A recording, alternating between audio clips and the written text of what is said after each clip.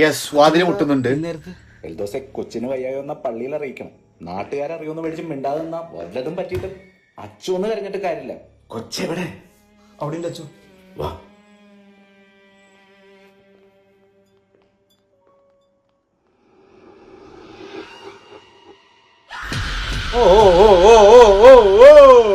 പുറത്തു വന്നു. ഇവിടെ നടക്കുന്നൊന്നും കാണാം. ഗോസ്റ്റ് മൂഡാണ് ബ്രോ. ഗോസ്റ്റ് മൂഡാണ്.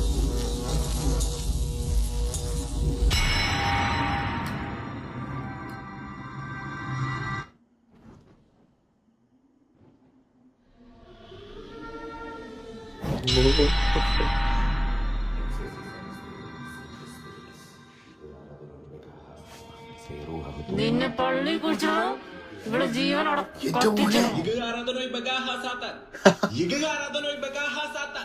സ്വസ്ഥമായി ഉറങ്ങിയ എന്നെ നീ ഉണർത്തി.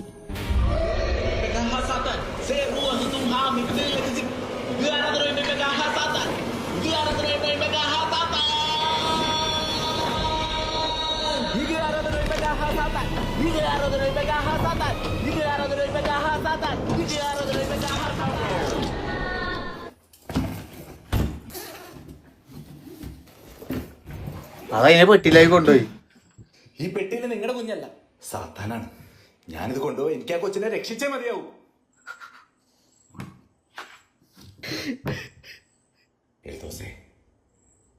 എൽദോസേ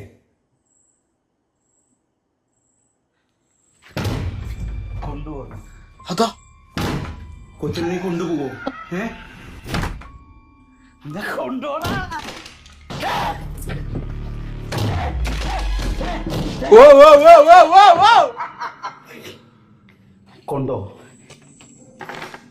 കൊണ്ടുപോയിട്ട് അച്ഛനവളെ മാലാക്കി ആക്കിക്കോ.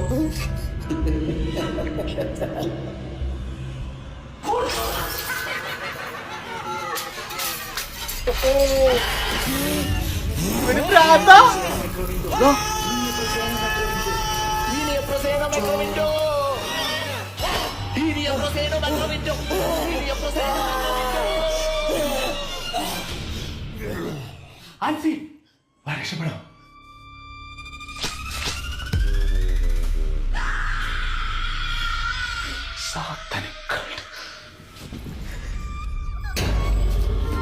അച്ഛനോടി